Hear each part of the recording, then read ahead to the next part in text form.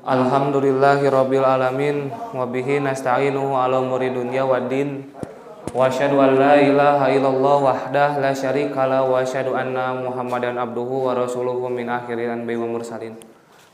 Pertama-tama kita panjatkan puji serta syukur kita atas kehadirat Allah Subhanahu wa taala, berkat limpahan rahmat dan inayahnya sehingga kita bisa berkumpul dalam keadaan sehat walafiat dalam waktu subuh ini, yaitu untuk memanfaatkan subuh, yaitu dengan kajian Ramadan yang dihadirkan oleh PC Pemuda Persis Katapang.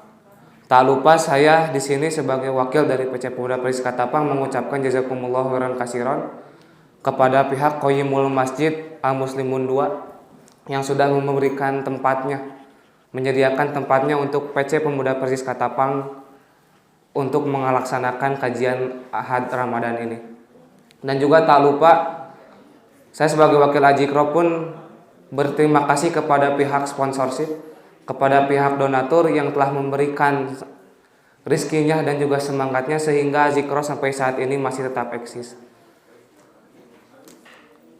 Kajian Ahad ini akan diisi oleh Al-Ustadz Anhan Subhana. Beliau mantan ketua PC Pemuda Persis Katapang periode 2013-2016. Berkaitan dengan tema kajian yang akan kita kaji pada Ahad subuh kali ini, yaitu berkaitan dengan kejayaan Islam pada masa lalu. Perlu kita ketahui pula bahwa ternyata pada masa lalu pun Islam pernah mengalami kejayaan. Nah, maka pada kajian subuh ini perlu kita kupas tuntas apa dan bagaimana kejayaan Islam pada masa lalu, dan juga mudah-mudahan menjadi ibroh kisah-kisah pada masa lalu berdasarkan dalil faksusil qososo la'allahum yatafakkarun. Agar tidak menunggu waktu lama, kepada Al-Ustadz saya persilahkan.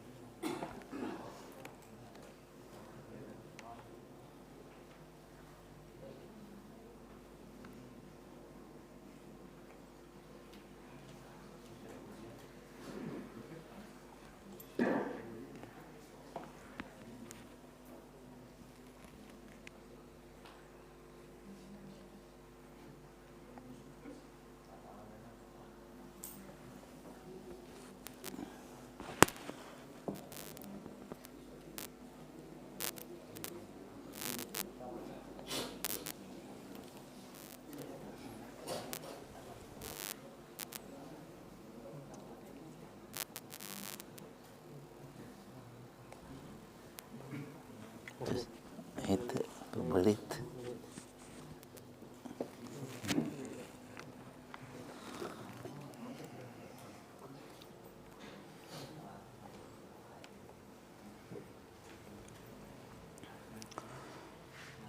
Innal hamdalillah nahmaduhu wa nasta'inuhu wa nastaghfiruh wa na'udzu billahi min sururi anfusina wa min sayyiati a'malina.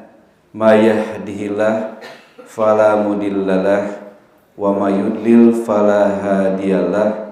Asyhadu an la ilaha illallah wahdahu la syarikalah wa asyhadu anna Muhammadan abduhu wa rasuluhu. Alhamdulillah, segala puji kita panjatkan kehadirat Allah Subhanahu wa taala. Dengan takdirnya kita bisa bermuwajahah pada kesempatan ini dalam kajian pemuda-pemudi Persis Katapang yang telah lama berjalan dan mudah-mudahan akan terus berjalan dalam hitohnya menjadi program jihad yang selamanya tidak akan luntur dengan bergantinya generasi. Dalam kesempatan ini saya akan menyampaikan tentang kejayaan Islam di masa yang lalu.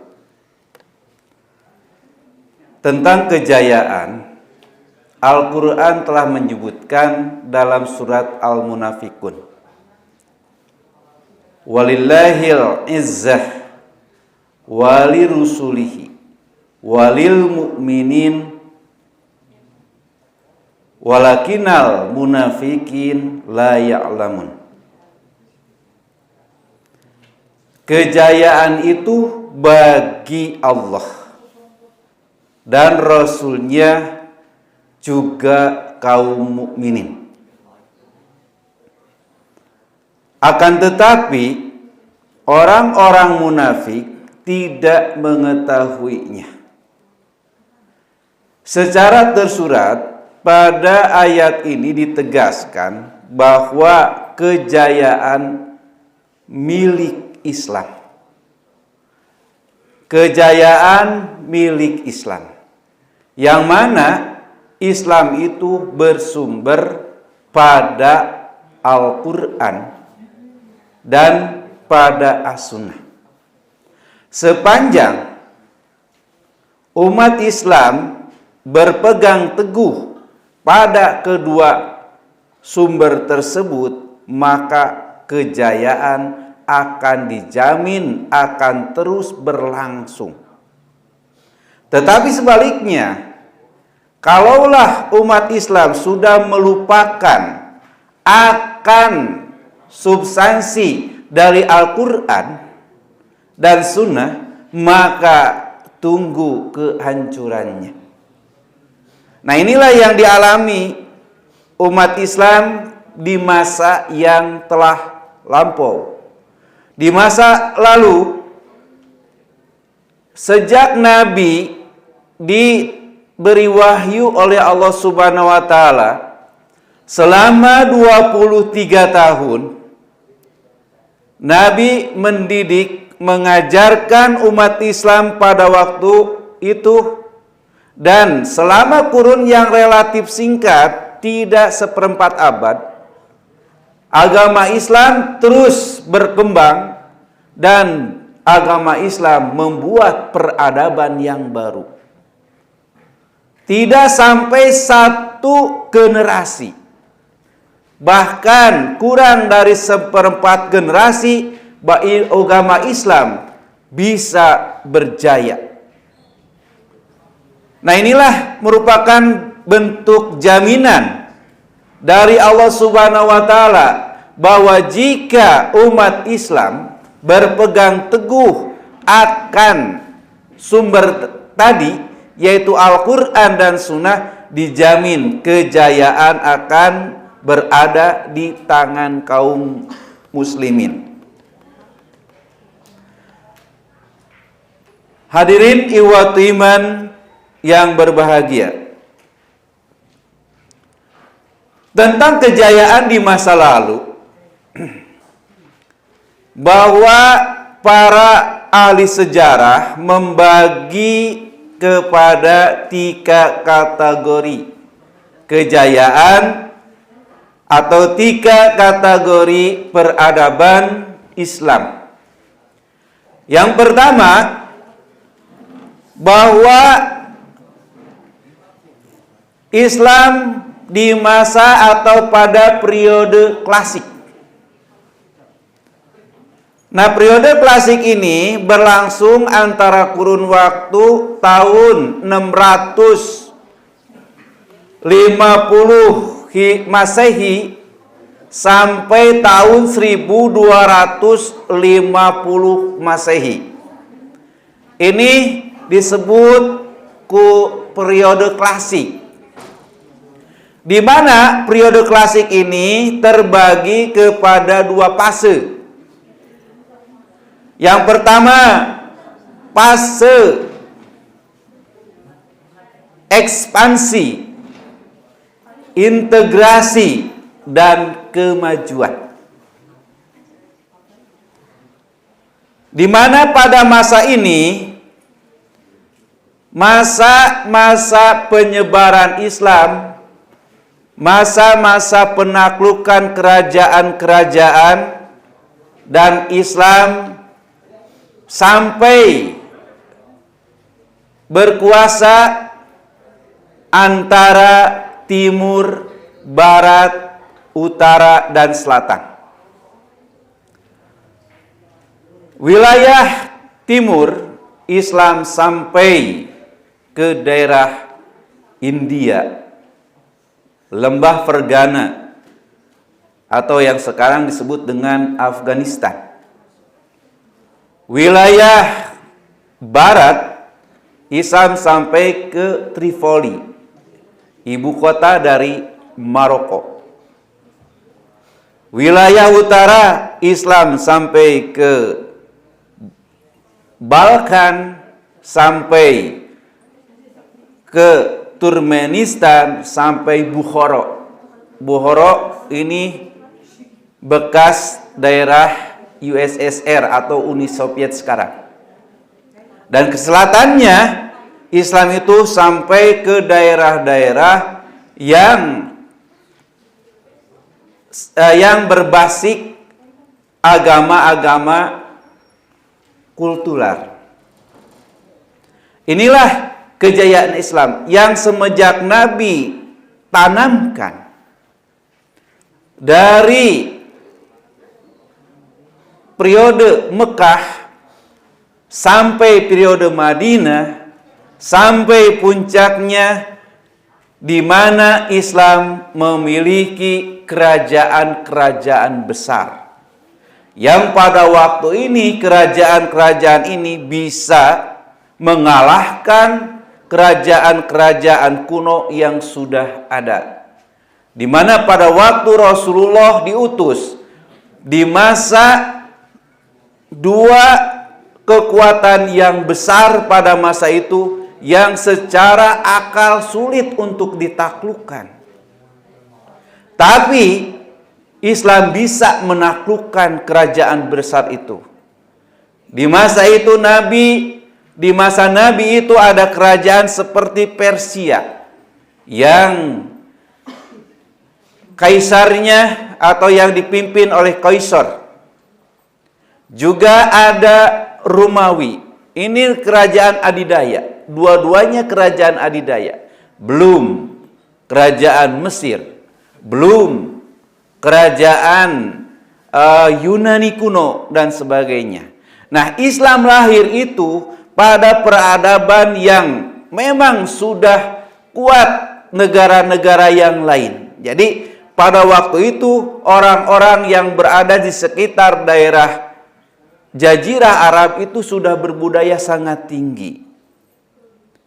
Dan Islam ketika lahir berada dalam kekuasaan-kekuasaan yang sangat kuat dan arogan. Nah, lahir Islam membuat peradaban baru. Tidak satu generasi, tapi dengan seperempat generasi mampu Islam menguasai serta mewarnai kebudayaan dunia serta kebudayaan baru setelah kebudayaan yang ada seperti kebudayaan Romawi, kebudayaan Yunani dan sebagainya.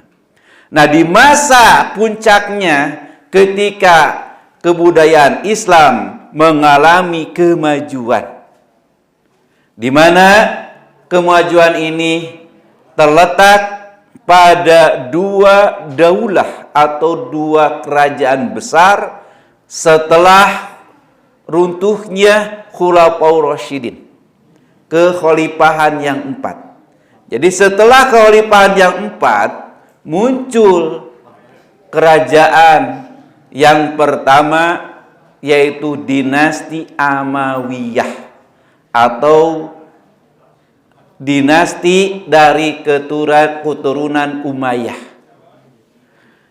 Generasi ini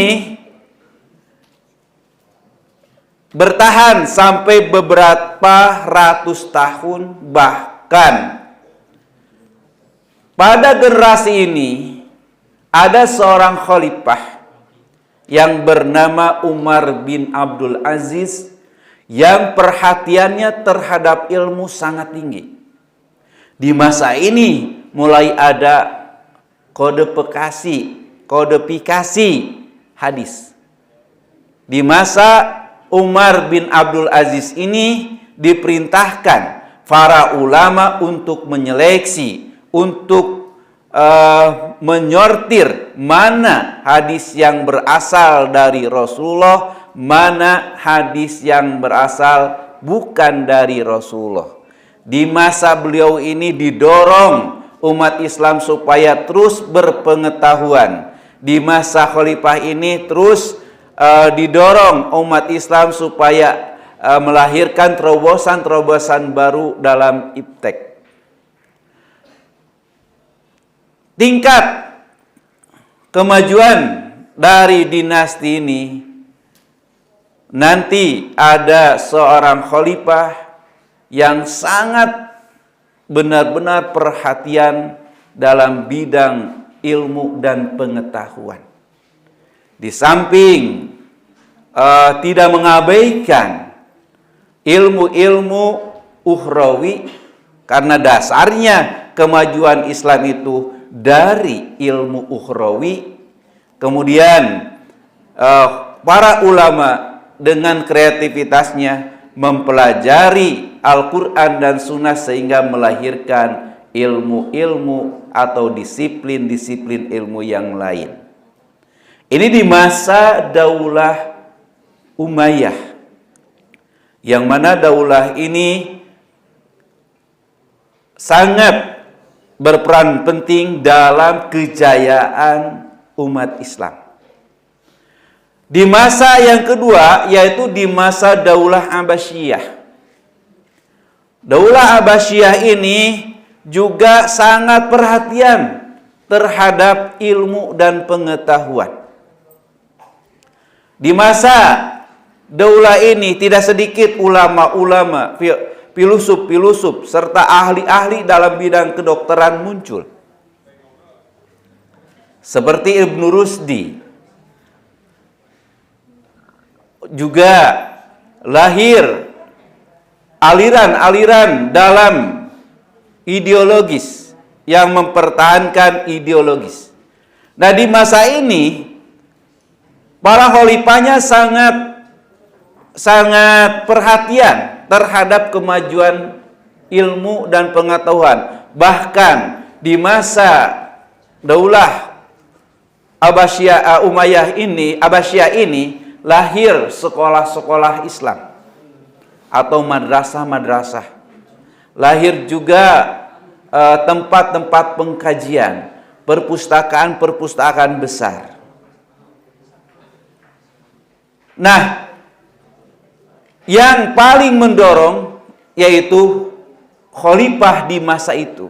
Di antara khalifah yang sangat antusias terhadap kemajuan ilmu dan pengetahuan yaitu Khalifah Harun ar-Rasyid.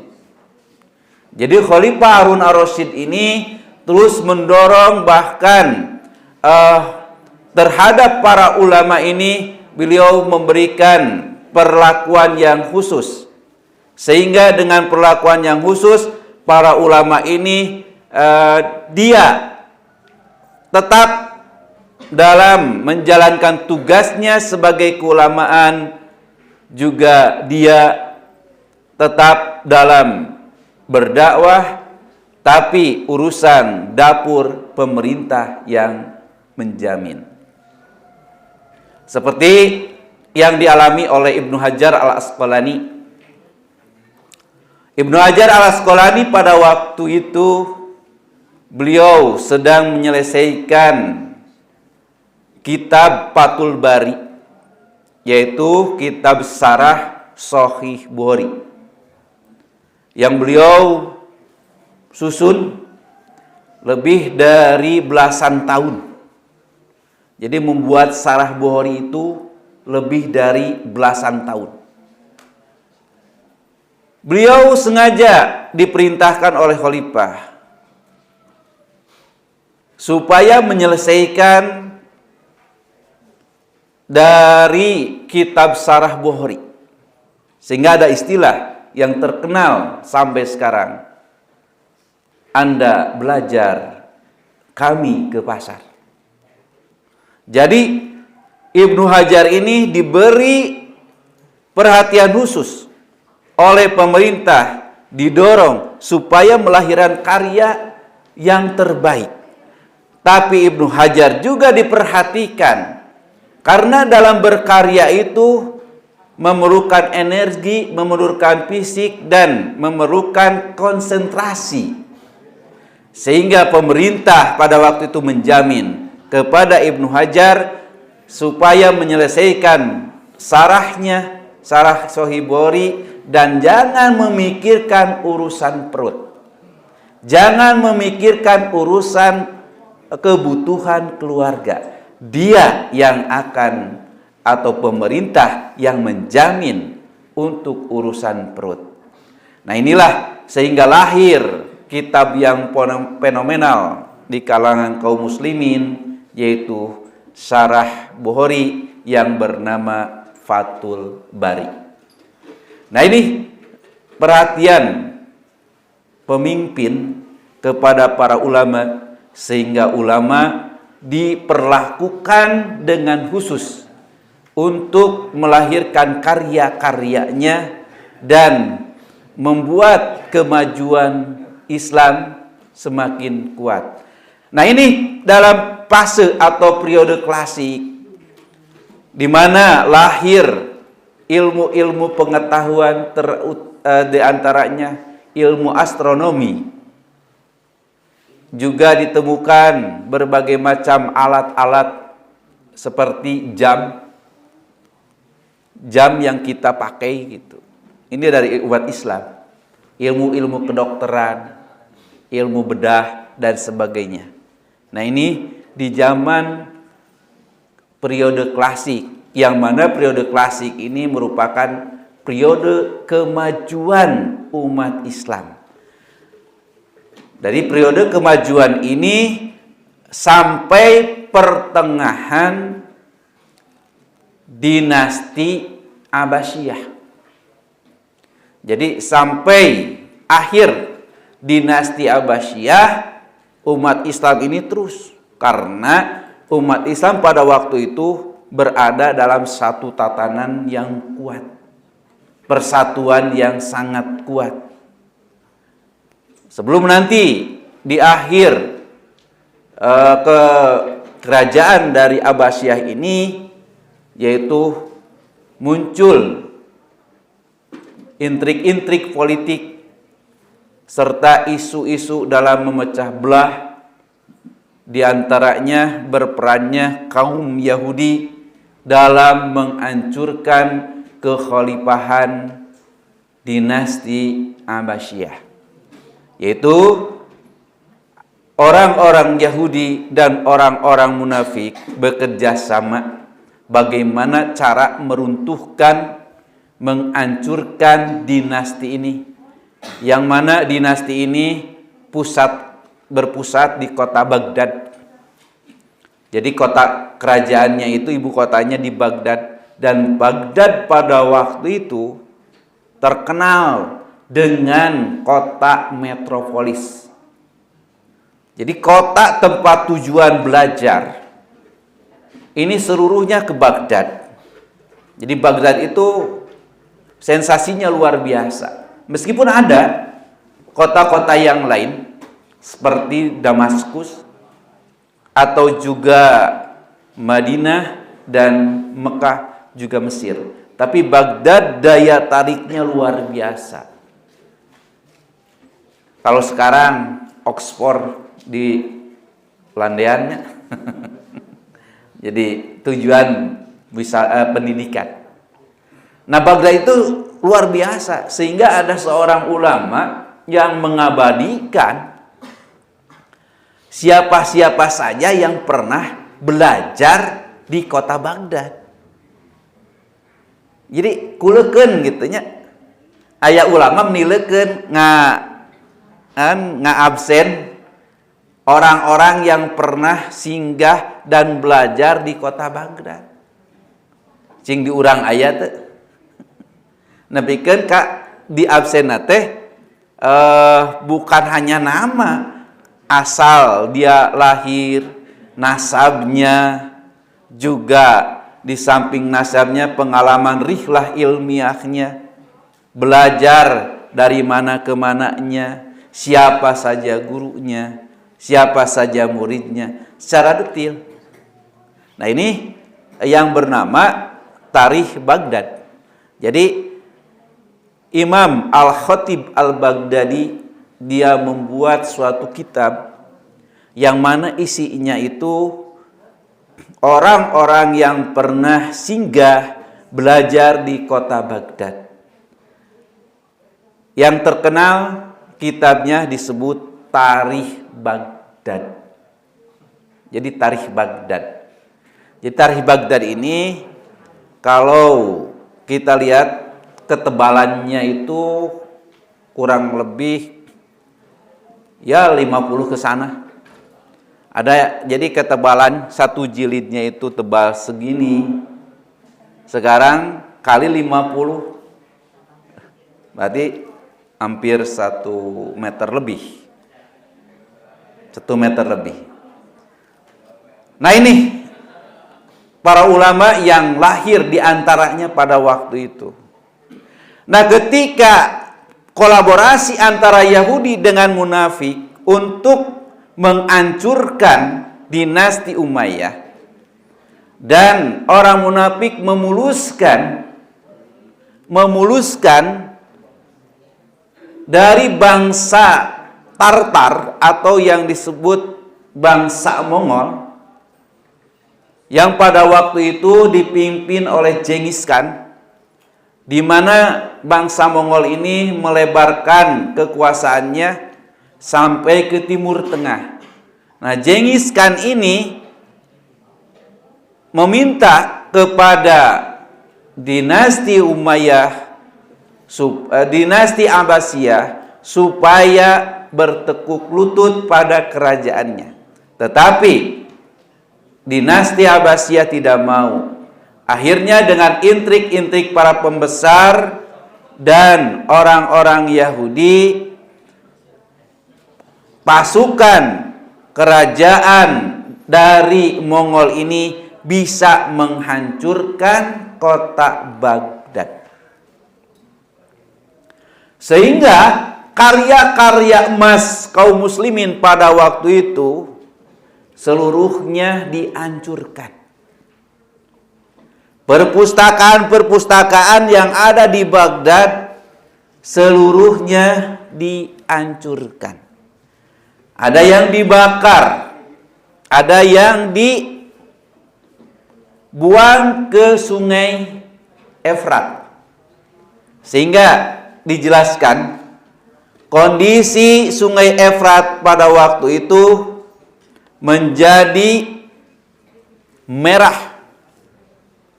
Airnya menjadi merah. Karena apa?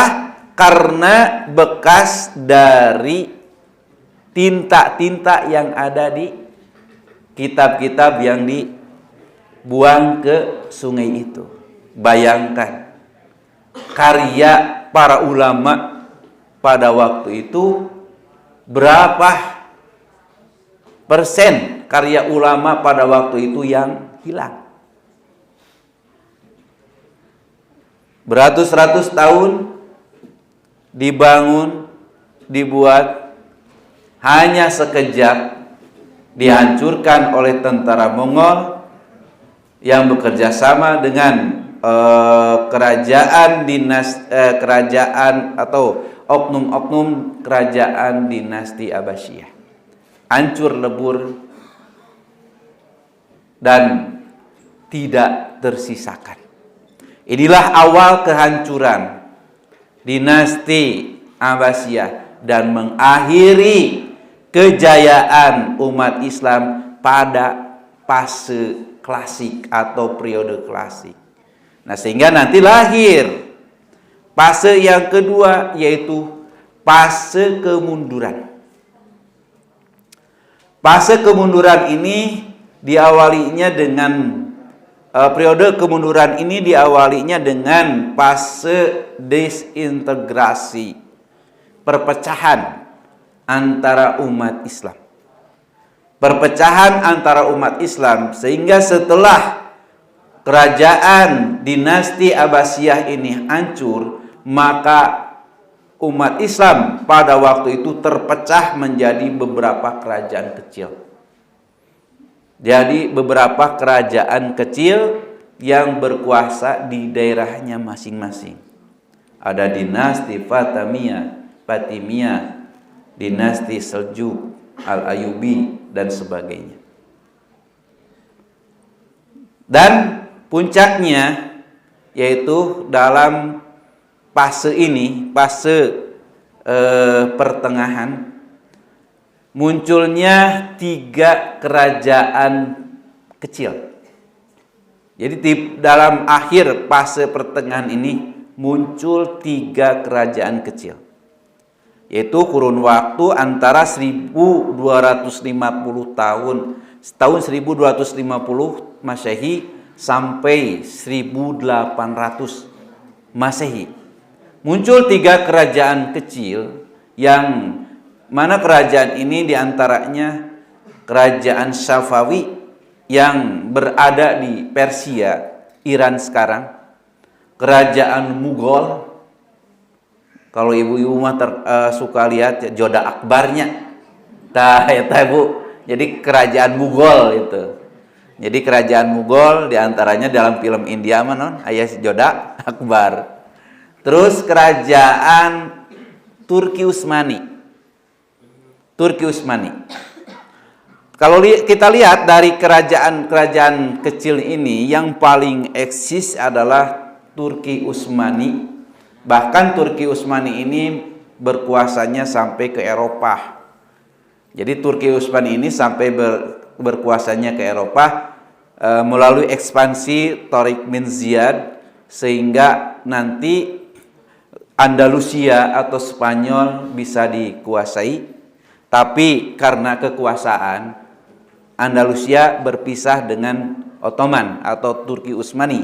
Dia membuat kerajaan baru, yaitu kerajaan Andalusia, di mana juga di kerajaan Andalusia lahir ilmuwan-ilmuwan muslim seperti Avicenna atau Ibnu Sina di bidang kedokteran, atau Bari di bidang tafsir yang terkenal dengan tafsir atau Bari. Nah ini jadi akhirnya, jadi di akhir endingnya dari ketiga kerajaan ini, yaitu karena sudah masuk kolonialisme. Jadi sudah masuk kolonialisme di akhir abad 17 ini, di mana orang-orang Eropa sudah melek. Pada waktu kerajaan Islam Jaya, Eropa itu belum ada apa-apa. Ketika Baghdad menjadi pusat kota pembelajaran, kota belajar, London masih leuweung geledegan. Jadi London itu masih leuweung geledegan. Komo nu aya di Amerika masih kosong gitu. Karena kejayaan atau kemajuan pesat itu di daerah Saudi Arabia dan sekitarnya atau Jazirah Arab. Nah ini sampai abad terakhir. Jadi 3 kerajaan ini juga hancur.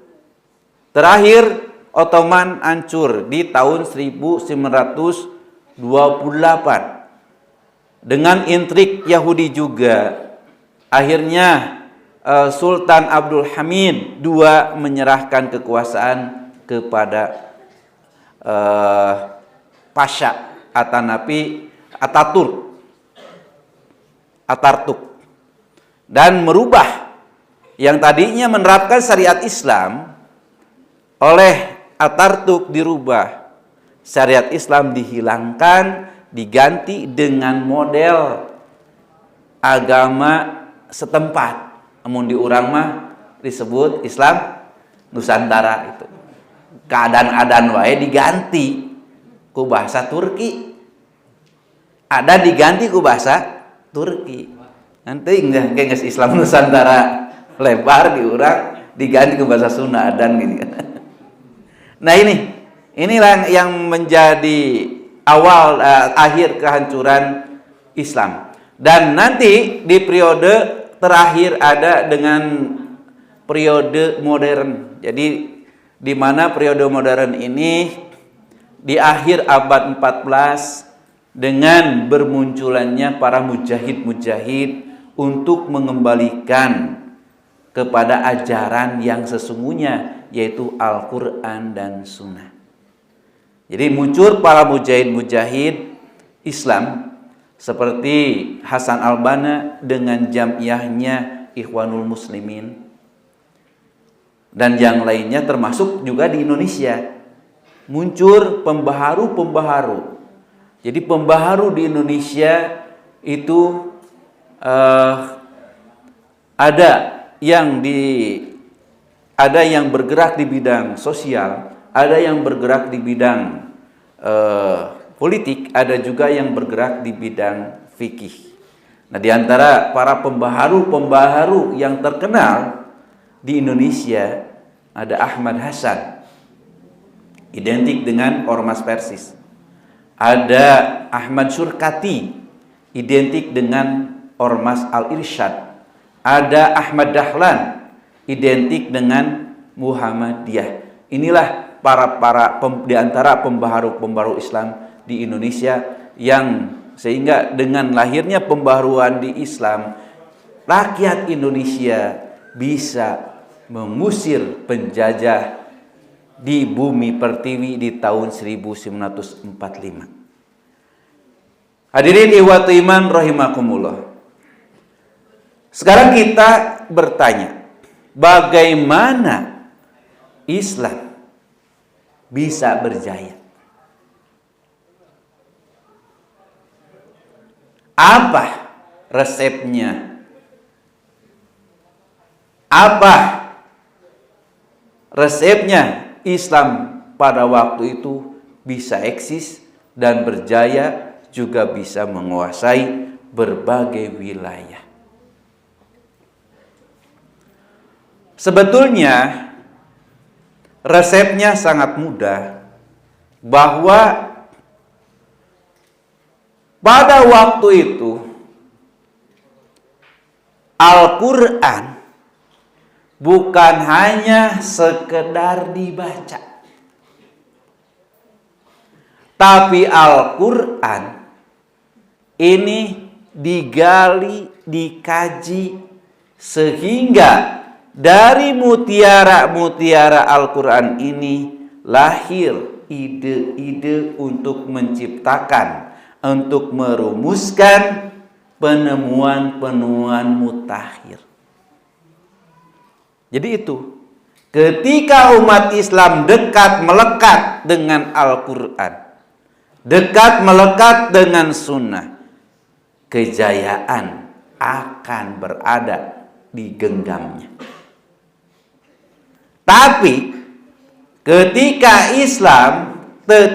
umat Islam sudah jauh dari Al-Quran, sudah jauh dari Sunnah Rasulullah, jangan diharap kejayaan berada di genggaman.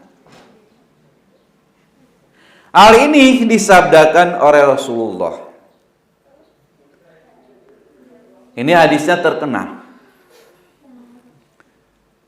Idza mata ibnul insan in qata'a anhu amaluhu ila min salasin. Apabila manusia meninggal, akan terputus semua amalnya kecuali 3 perkara. Yaitu yang pertama, shadaqatin jariyatin, sedekah jariyah. Wa ilmin yuntafa'u bih, ilmu yang dimanfaatkan. Wa waladin solihin, juga anak yang soleh. Nabi sabdakan hadis ini, beliau mengacu kepada wasiat yang diajarkan Ibrahim. Jadi hadis ini merupakan wasiat yang diajarkan Ibrahim kepada turunannya, bahwa Ibrahim mengharapkan mempunyai generasi yang terbaik, mengharapkan lahirnya generasi yang bisa memakmurkan bumi, juga mengharapkan generasi yang ada dalam ketauhidan. Maka Ibrahim meminta kepada Allah, atau Ibrahim membuat suatu amalan dengan amalan sedekah jariyahnya. Apa sedekah jariyah yang dilakukan oleh Ibrahim? Bahwa Ibrahim membangun yang disebut dengan Ka'bah yang dibantu oleh Ismail. Jadi Ibrahim membuat bangunan Ka'bah yang dibantu oleh Ismail. Ini sebagai aset jariyah Ibrahim. Aset jariyah Ibrahim yang akan terus ada sampai hari kiamat. Tidak cukup di sana, bahwa Ibrahim ingin supaya asetnya ini makmur. Maka Ibrahim berdoa kepada Allah, warina manasikana, ya Allah, ajarkanlah kami tentang ilmu manasik haji. Maka diajarkan ilmu manasik haji dan diterapkan kepada keturunannya sehingga sampai sekarang manasik haji ada. Tidak sampai sana, Ibrahim juga ingin memiliki SDM. SDM sebagai pelanjut dari dakwahnya. SDM sebagai pelanjut dari cita-citanya, yaitu dengan lahirnya keturunan yang soleh. Maka keturunan yang soleh ini lahir dari kedua putranya, Ismail dan Ishak. Ini dalam sejarah yang kita baca ya. Sebetulnya Ibrahim itu punya anak banyak. Istri Ibrahim berapa, Bu? 4. Anu terkenal 2. Sawe opat teh.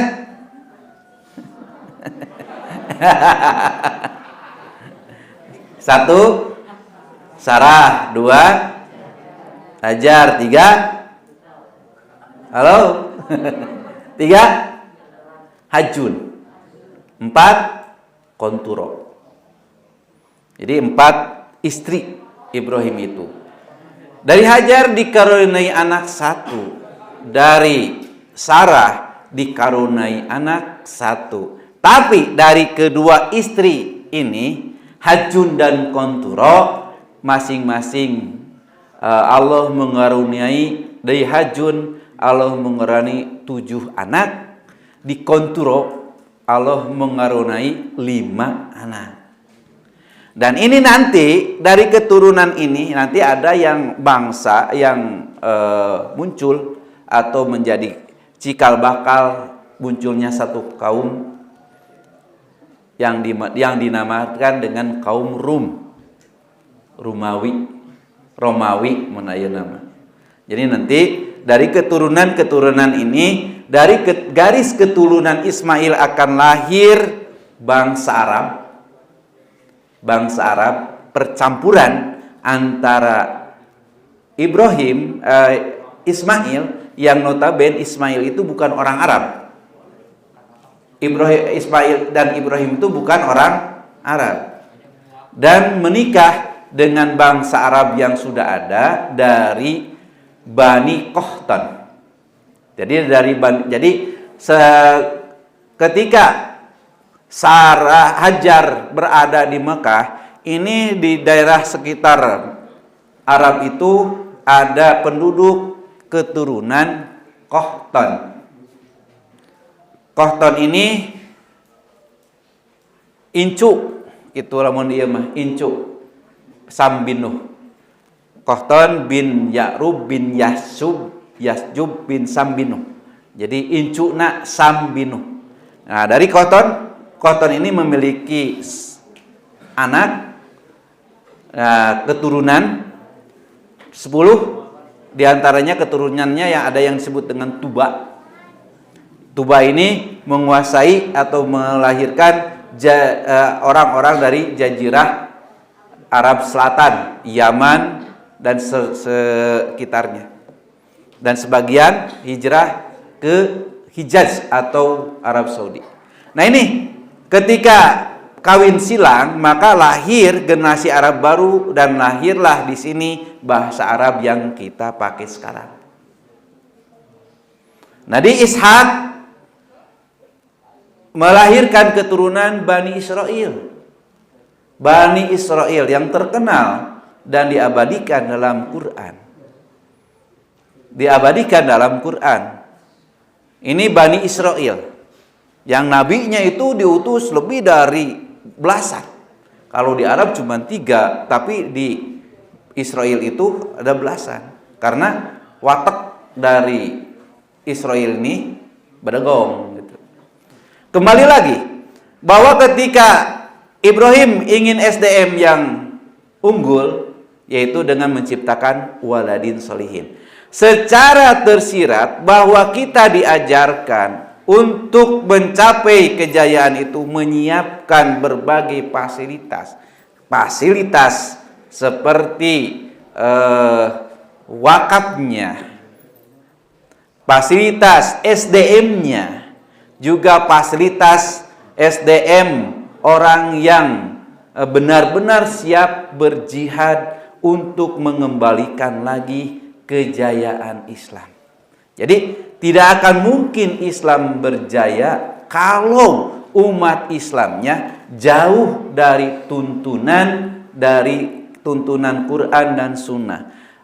Quran sudah menjadi tren di masing-masing. Bahkan sekarang sudah menjadi tren orang membuka sekolah tahfidz Quran.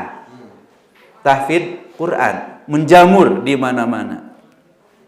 Nah, ketika banyak tahfidz ini dijamin atau lahir tidak orang-orang yang tafhim Quran.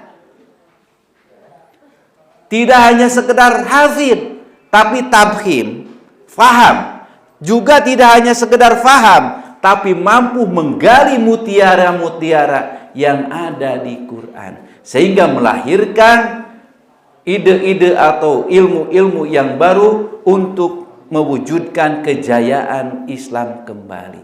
Nah, inilah kalau kita berkaca kepada kejayaan masa lampau, kenapa runtuhnya Islam pada waktu itu? Karena Islam atau kaum muslimin sudah mulai jauh dengan ajaran yang sebenarnya.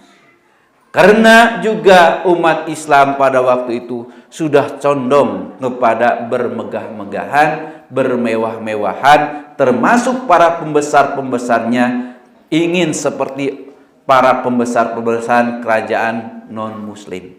Juga pada waktu itu persatuan yang digagas itu dimunculkan asobiyah atau kesukuan. Sehingga kesukuan ini yang muncul, bukan persatuan yang muncul. Nah, inilah yang menjadi titik kelemah pada waktu itu. Kenapa umat Islam di masa akhir kekhalifahan Abbasiyah hancur dikarenakan berbagai faktor tadi, sehingga umat Islam tidak bisa bertahan, tidak bisa mempertahankan diri, tidak bisa mempertahankan kerajaannya, tidak bisa mempertahankan eksistensinya karena negara lain lebih kuat, negara lain lebih solid, negara lain lebih teratur dalam pengelolaan pemanajemennya, baik dalam bidang militer, baik dalam bidang keilmuan dan sebagainya. Nah, inilah sepenggal kisah gitu yang ada di dalam sejarah peradaban Islam, di mana Islam menjadi suatu peradaban sampai sekarang, dan pernah mencapai peradaban yang sangat memukau, yaitu di masa periode klasik, yang di masa periode klasik ini muncul kemajuan-kemajuan umat Islam di berbagai bidang sosial, politik, ekonomi, dan sebagainya, sehingga umat Islam sangat disegani oleh non-muslim, sehingga umat Islam sangat dihargai oleh non-muslim, karena pada waktu itu umat Islam masih konsisten dalam menjalankan Al-Quran, konsisten dalam menjalankan As-Sunnah. Hadirin ikhwatu iman rahimakumullah, mungkin itu yang bisa saya sampaikan dalam pembahasan kejayaan Islam di masa lalu. Mudah-mudahan apa yang telah dipaparkan menjadi ibroh bagi kita, menjadi gambaran bagi kita, sehingga kita bisa mengambil pelajaran bagaimana untuk menciptakan generasi yang baik, juga generasi yang bisa mengambil lagi kesempatan untuk Islam menjadi jaya. Mudah-mudahan kita bisa mengambil ibroh dari cerita tadi, yang memang bukan kisah, bukan kisah yang bohong, tapi ini kisah yang pernah dialami dalam peradaban Islam. Itu yang bisa sampaikan. Aqulu qouli hadza wa astaghfirullahi wa lakum. Wassalamualaikum warahmatullahi wabarakatuh.